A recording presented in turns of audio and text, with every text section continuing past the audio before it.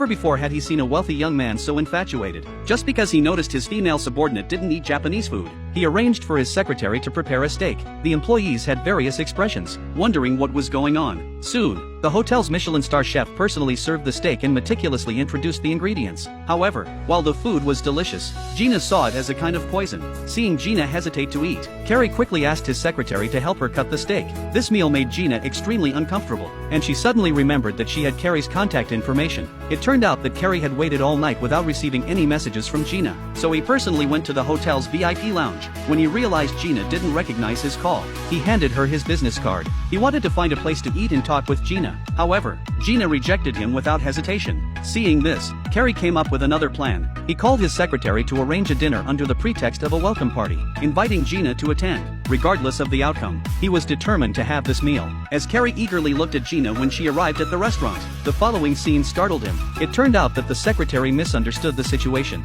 After the dinner, Gina called Carrie and asked him not to treat her differently in the company. However, Carrie thought it was a normal request. Since childhood, Carrie has been admired and held in high regard, completely unaware of the office politics among the lower-ranked employees. The next day, the secretary inadvertently revealed that it was Gina's birthday, leaving a lasting impression on Carrie. To his surprise, as soon as he entered the room, he encountered his sister. Being naturally suspicious, his sister speculated that Carrie had intentions of competing for the inheritance because she saw him holding a staff meeting. She urged Carrie to leave the hotel and avoid the same fate as their mother. Little did she know, Carrie came to the hotel to find clues about their mother's disappearance. This statement finally confirmed his suspicion that the hotel was somehow connected to his mother's disappearance. He proceeded to investigate in the HR department but found no information about his mother. Clearly, someone intentionally deleted all traces of her. Meanwhile, as Gina finished work and left the hotel, she bumped into her ex-boyfriend. It turned out that they had met the previous day, and Gina had initiated the breakup. Throughout their relationship, she had always been neglected,